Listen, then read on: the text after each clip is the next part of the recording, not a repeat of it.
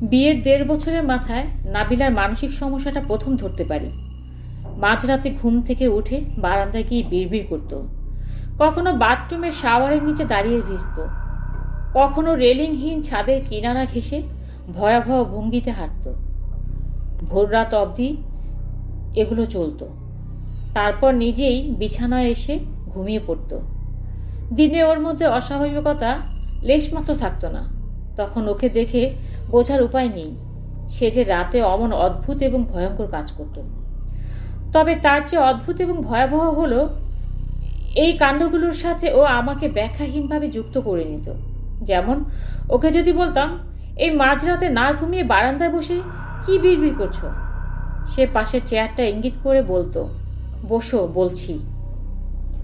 ওর মাথায় এমন কিছু থাকতো, আমি আচ্ছন্নের মতো বসে পড়তাম এবং তার কথা শুনে যেতাম, যদিও ওর কথা কিছুই বুঝতাম না।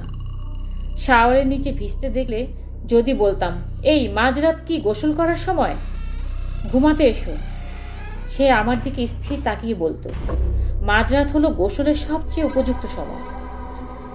এই বলে সে সরে গিয়ে আমাকে শাওয়ারের নিচে দাঁড়াতে বলতো। আমি বিনা প্রশ্নে অভিভূতের মতো দাঁড়িয়ে থাকতাম শাওয়ারের নিচে। ছাদের ব্যাপারটা ছিল বিপজ্জনক। রেলিংহীন ছাদের কিনারায় ঘেঁষে ও হাঁটত। যদি আতঙ্কগ্রস্ত হয়ে বলতাম, সরে এসো ওখান থেকে, সে অপলক আমার দিকে তাকিয়ে বলতো, হেসো, তুমিও হাঁটো, দেখবে এর চেয়ে সুখ আর নেই। তারপর সম্মোহিতের মতো আমিও ছাদের কিনারা ঘেঁষে হাঁটতে থাকতাম। ভোররাতে ওরই নির্দেশে দুজনে বিছানায় ঘুমিয়ে পড়তাম, যেন কিছুই হয়নি। ওর সমস্যাটার কথা কাউকে বলতে পারতাম না, কারণ ওর রহস্যময় প্রভাব দিনের বেলাতেও আমার উপর কাজ করত। এদিকে রাতে ঘুম না হয় আমার শরীর ভেঙে পড়তে লাগলো, অফিসে কাজে ক্ষতি হতে লাগলো। আমি বুঝতে পারলাম, বাঁচতে হলে ওর বলয় থেকে আমাকে মুক্ত হতে হবে। ওকে আমি তালাক দেওয়ার সিদ্ধান্ত নিলাম। এই সময় নাবিলা একদিন বলল, আমার এক আত্মীয় বড় মানসিক ডাক্তার, চলো কাল সেখানে যাই। মনে মনে বললাম, বাহ, এতদিনে নিজের সমস্যাটা ধরতে পেরেছ। আমি বললে হয়তো বিশ্বাসই করতো না। যাই হোক, নিজ থেকে যখন যেতে চাইছে তখন একবার দেখা যায়। যদি ভালো হওয়ার সম্ভাবনা থাকে তাহলে চিকিৎসা চলবে, নইলে তালাক। ডাক্তারখানায় আমার জন্য চরম বিস্ময় অপেক্ষা করছিল। সেখানে গিয়ে জানতে পারলাম সমস্যাটা নাবিলার নয়, সমস্যাটা আমার।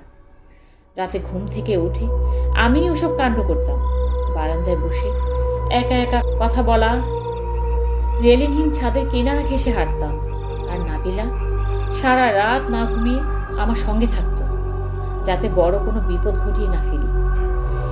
এক মুহূর্তের জন্য সে আমাকে বুঝতে দেয়নি আমি যে পাগল, বরঞ্চ এমন ব্যবহার করতো মনে হতো সে পাগল, আর এই মেয়েকেই কিনা আমি তালাক দেওয়ার সিদ্ধান্ত নিয়েছিলাম।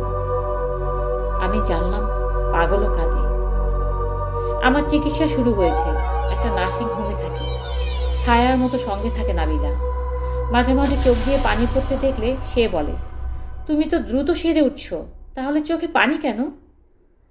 কেন আমার চোখে পানি তা নাবিলাকে কোনোদিন বলতে পারবো না, কোনোদিন না। ধন্যবাদ।